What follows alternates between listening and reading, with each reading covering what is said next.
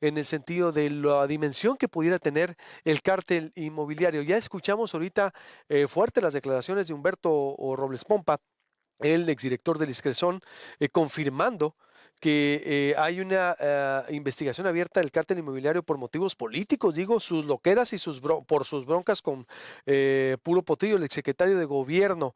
Es muy fuerte lo que dijo y es muy fuerte lo que estamos viendo, asistiendo. Oscar, aunque está también lo del presupuesto, si quieres vamos con el presupuesto para respetarte a ti. Es tu sección como los martes, una disculpa, pero Sí, no, no, lo ameritaba, creo yo. Tú lo no, entiendes no a te esto. preocupes, un día muy movido de noticias. Sobre el primer tema, pues esperemos las investigaciones sean puntuales, sean profesionales y lleguen a la verdad. Y si hay víctimas, que estas víctimas sean atendidos.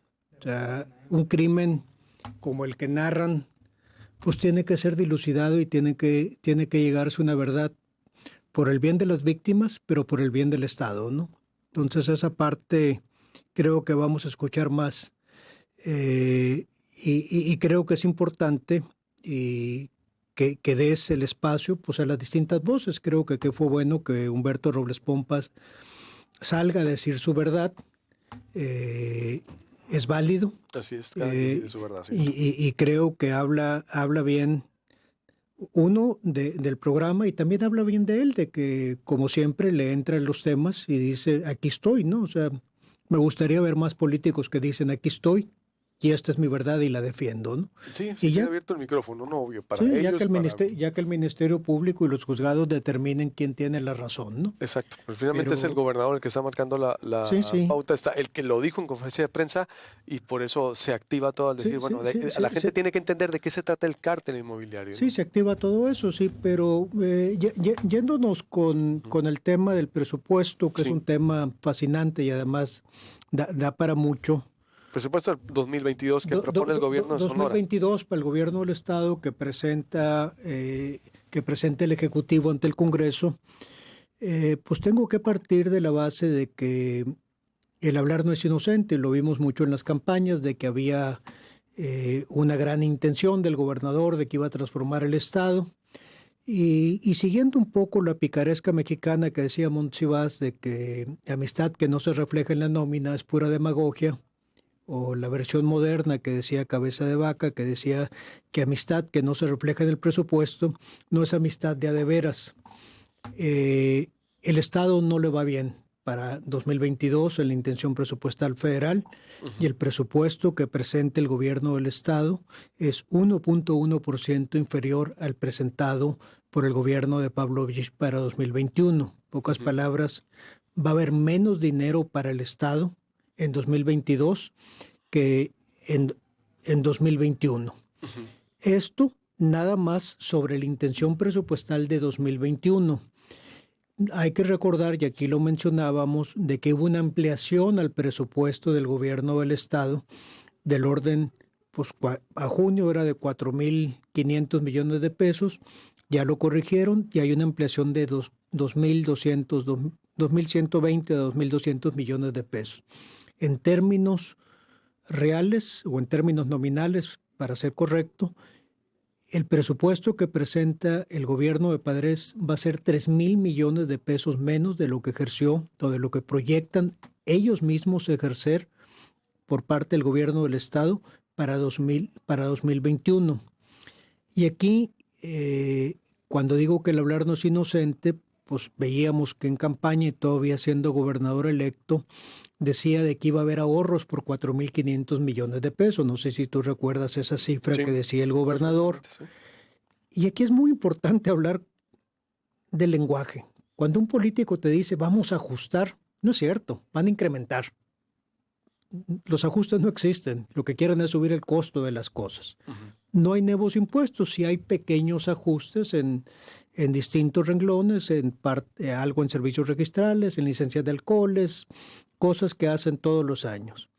Y cuando un político te dice, nos vamos a ahorrar, tampoco es ahorro. Lo que dicen, en vez de gastarlo en esto, lo queremos gastar en este otro, porque ahorro real es el que nos dejen más dinero en la bolsa de los ciudadanos y eso no va a suceder. Hay una intención recaudatoria y sí piensan incrementar en el impuesto más importante que cobra el gobierno del Estado, que es el impuesto sobre nómina, más los 3 impuestos asociados, esos raros, porque somos de los pocos estados que te cobran un impuesto sobre el impuesto. Entonces, sí pretenden incrementar la cobranza en el impuesto sobre nómina y sí pretenden incrementar sustancialmente la cobranza contra los impuestos asociados. A lo mejor ya ¿Qué encontraron... son los asociados?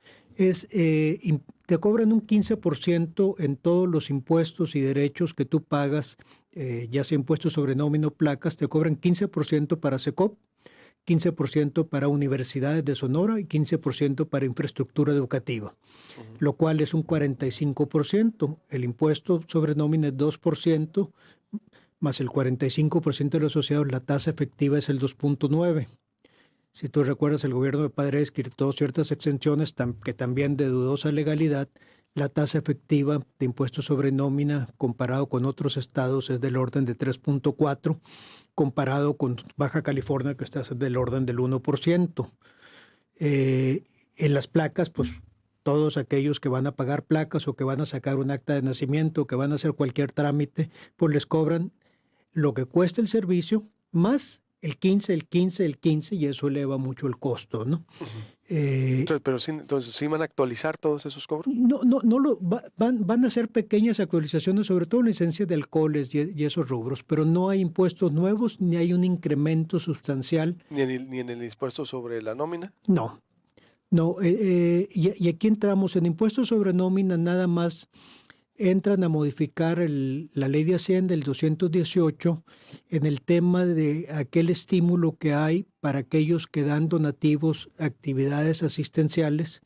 Vuelven a cometer el error de que solamente es válido siempre y cuando lo entregues a una fundación que dé apoyos a otras instituciones bajo un programa paritario. En pocas palabras, el único donativo válido asistencial para efectos de incentivos o estímulos en impuestos sobre nómina es que se lo des a peso por peso. O sea, si me lo das a mí, sí te doy un estímulo. Si tú se lo das a otra organización de la sociedad civil no asociada conmigo, no te hago válido ese estímulo, lo cual es un error, ¿no? Y cuando te dicen un ahorro, pues en realidad lo quieren destinar a otros rubros. Y aquí es importante hablar con números. El presupuesto que presentan es inercial. ¿Qué es lo que quiere decir? Pues más de lo mismo. Presentan de forma innovadora un presupuesto con 0 deuda, cosa que hacía muchos años no veíamos en el gobierno del Estado. Yo me atrevo a decir que desde el gobierno de Rodolfo Félix Valdés no veíamos un gobierno que proyectaba no solicitar deuda en el año. Y eso habla bien de una disciplina financiera. Me preocupa de que no tienen ni siquiera deuda de corto plazo.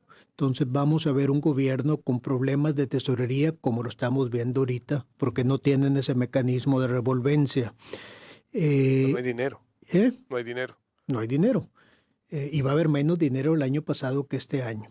También, el año que viene, dices. El año que viene. El año que viene, sí. El año que viene va a haber menos dinero que este año. ¿Cuáles son los grandes ganadores y grandes perdedores en esta ruleta del presupuesto? Pues evidentemente el Congreso del Estado pues le pegan con el 56% de su presupuesto, le quitan 450 millones de pesos para llevárselo. Es parte de los compromisos que había dicho al gobernador Alfonso. Sí, ¿no? Que sí, o sea, fue el hospital. Sí, que siempre es divertido ver, yo prometo quitarle a mi vecino, ¿no? O sea, que se haga la voluntad del Señor en los bueyes de mi compadre, ¿no? De 796 se lo quieren llevar a 346, lo cual, pues ahí que se defiendan los diputados. Pero aquí es importante, esos 450 millones de pesos, tú te acuerdas que dijo, se los vamos a quitar y los vamos a destinar a becas. Así. Y al hospital universitario también, ¿no? ¿Qué no dijo? No están en becas, ¿no? ¿A dónde van? A la revolvedora, ¿no? O sea, no hay un programa de becas de 400 millones de pesos, no hay las becas Congreso del Estado. Se va a destinar, o sea, por eso digo, cuando se habla de ahorros, en realidad no es un ahorro, lo voy a destinar a otras cosas. Y aquí al Supremo Tribunal de Justicia, aunque sí le dan un incremento de 40 y tantos millones de pesos, 49 millones de pesos, acuérdate que Al Supremo Tribunal de Justicia, a partir de 2022, van a tener a su cargo el nuevo sistema de justicia laboral. Ujú. Todos los juicios laborales se van a substanciar ahora por el Poder Judicial, ya no por las juntas de conciliación y arbitraje. Para que se den una idea, en Hermosillo más o menos se presentan 6,000 a 7,000 demandas laborales al año, solamente en Hermosillo, para lo cual se va a necesitar de 2 a 3 juzgados que lleven esos asuntos. Si esto lo replicamos en los 16 distritos judiciales que hay en el estado, pues 49 millones de pesos. Tomando en cuenta que ha habido inflación, tomando en cuenta todos los ajustes, pues es insuficiente el dinero que le da al Poder Judicial porque le están cargando nuevas actividades. Yo creo que es uno de los grandes perdedores. También la Universidad de Sonora le dan 40 y tantos millones de pesos adicionales que no cumple con la inflación. Y la otra cosa, a la Universidad de Sonora se le va a cargar las cuotas del ISTESON completas. Acuérdate que en ese transitar para 2022 siempre se habló de que se le iba a tener que pagar la cuota patronal y los trabajadores van a tener que pagar su cuota. Entonces, creo que la Universidad de Sonora es un perdedor neto. Ahora, ¿quiénes ganan? Pues la Secretaría de Desarrollo Social. Y aquí es importante porque siempre el primer año hay una gran duda de básicamente, pues, ¿a qué le va a tirar el gobierno? Porque no hay un plan estatal de desarrollo. Acuérdate que este se está construyendo. Lo bueno es que ya nos dicen cuáles van a ser sus 4 ejes. Es un gobierno para todas y todos, presupuesto social más grande de la historia, igualdad efectiva de derechos y una coordinación histórica entre desarrollo y seguridad. Ujú. Y a mí me llamó sobre todo el punto número 2, el presupuesto social más grande de la historia, porque tú lo escuchaste, que lo han venido repitiendo, y yo decía, pues no lo veo en números, ¿no? En realidad es uno de los ejes del plan de desarrollo estatal y es un eslogan publicitario que no se está reflejando totalmente en la realidad. ¿Qué es lo importante? Y creo que hay que decir, a desarrollo social le están asignando 230 o 240 millones de pesos más. ¿A dónde se van a ir? Y aquí ya dice, va a haber programas de transferencia entre Progresa, que le llaman mano a mano, brigadistas de bienestar y paz, va a haber una transferencia por discapacidad, cuidar a quienes cuidan, jornadas de bienestar y refuerzo alimentario, que son los que va a estar incorporando la Secretaría de Desarrollo Social. Suenan muy bien, muy necesarios. Debo decir, a mí me gusta mucho, por lo menos el nombre, el cuidar a los que cuidan.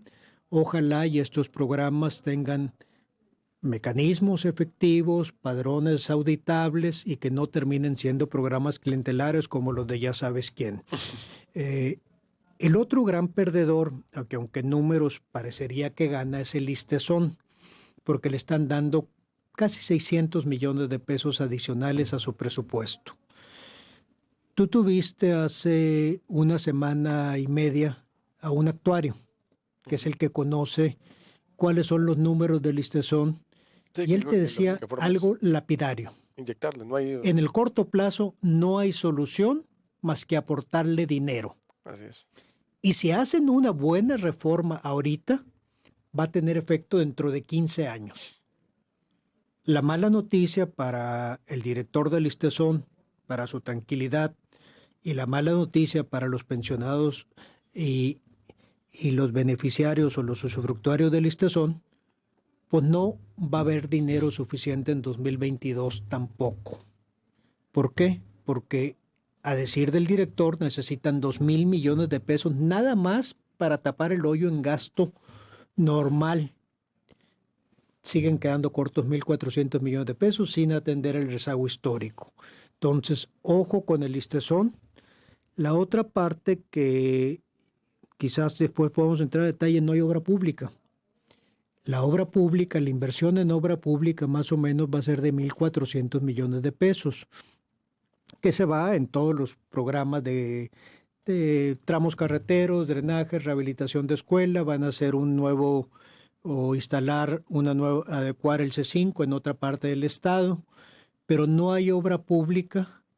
Y sí habla de que va a haber alianzas públicas productivas gracias al apoyo de los señores de la construcción, del orden de 1,000 millones de pesos, y en los próximos años habla de una inversión de 1,500 millones de pesos. Las alianzas públicas privadas se tienen que presentar bajo una modalidad especial para que se autorice en el Congreso. No hay problema porque lo autoriza el Congreso, tienen todos los votos, pero estas no se han presentado aún, y de cuando se presenten a que se aprueben, a que se formalicen, pues no va a ser el 1 de enero, va a tardar tiempo. Entonces, la parte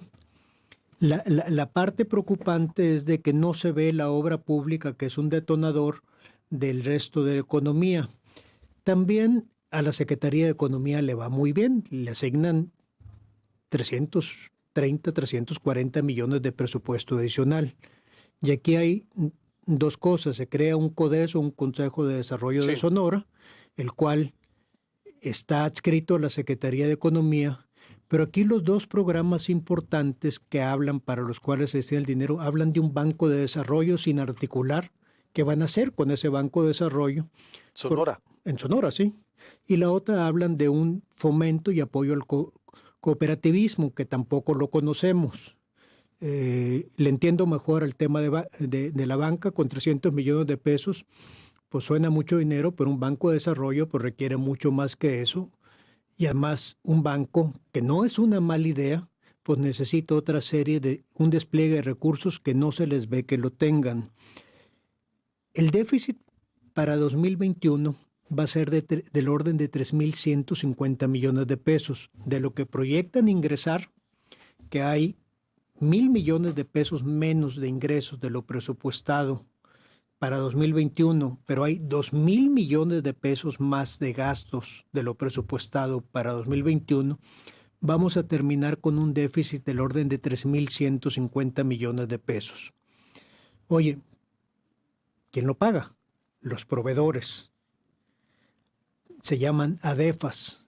Si tú recuerdas, en diciembre del año pasado y en enero decíamos que el gobierno de Claudia Pavlovich, y más lo que se sumara de esta administración, quien ganara, iban a dejar adeudos con proveedores por encima de los 8,000 millones de pesos.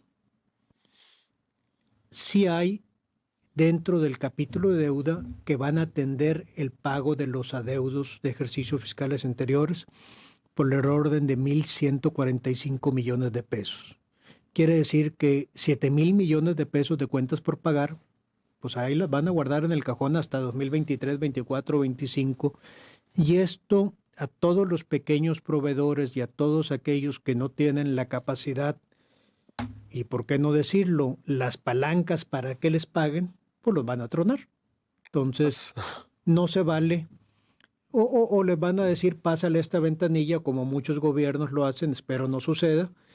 Si me das tanto, yo te pago, ¿no? Entonces, muy bien. Es preocupante eso. Conclusión, Oscar. Conclusión, muy buena análisis. Termino como empecé: el hablar no es inocente. Es importante hablar con la verdad. El presupuesto del gobierno del Estado viene raquítico. No hay suficiente dinero para cubrir las necesidades que ellos mismos declararon. El ahorro tan presumido no está. El quitarle el dinero al Congreso del Estado, que no lo estoy defendiendo, para un programa de becas, pues tampoco se refleja en un programa de becas específico. Es un presupuesto inercial. Y la parte importante que tenemos que evaluar es de que cuál es el plan estatal de desarrollo y cómo nos van a plantear este gobierno. El decir, oye, yo no voy a hacer obra o yo no voy a contratar policías, que evidentemente no vienen las plazas o no viene el presupuesto suficiente para ese incremento sustancial en la policía estatal, que ya lo anunció cuando vino el presidente, que no va a ser el gobierno, va a ser el gobierno federal. No se ve en salud los recursos suficientes para operar 2 hospitales generales, el Hospital Nuevo y el Hospital Viejo, que se lo van a pasar a la Universidad de Sonora. Tampoco hay un presupuesto adicional para la Universidad de Sonora que opere un hospital como el actual Hospital General. Pues entonces estamos hablando de que todo eso que se habló en campaña y se sigue hablando no se refleja en el presupuesto. Y ahora sí, termino como empecé, como decía Monsiváis, amistad que no se refleja en la nómina es pura demagogia. Las promesas que no se reflejan en el presupuesto, pues en eso se quedan, en promesas. Y una promesa diferida es una promesa no cumplida. Y eso es importante, que vuelvan a ver el presupuesto y digan, estas son mis prioridades, y que cumplan con lo prometido o que den un plazo específico con un programa puntual de cómo sí van a cumplir, porque más de lo mismo ya no aguantamos. Gracias, Oscar. Como siempre, nos vemos el próximo martes con tu sección. Le vamos a poner datos duros con Oscar Ferrato. ¿Qué te parece? Ok. Muchas gracias y buen día. Al contrario, como siempre, un honor escucharte y aprender de esta información. Vamos a desdoblar este tema también. Yo creo que hay que invitar a diputados. Ya hablaremos ahí los diputados que están en el tema y se abre también el debate. Y es que son tantos temas que hay que administrarlos. Ya nos vamos, con permiso. Que pase excelente mañana. Esta información se va a subir, se va a distribuir con toda nuestra multiplataforma en nuestras redes sociales, en YouTube de Proyecto Puente, proyectopuente.com.mx, consúltenos, Facebook de Proyecto Puente, Twitter de Proyecto Puente, Instagram de Proyecto Puente, en la cadena 6624-057368. ¿Quiere que le llegue la información? Suscríbase al WhatsApp 6624-057368, en podcast de Proyecto Puente y mucho más. Con permiso, buenos días.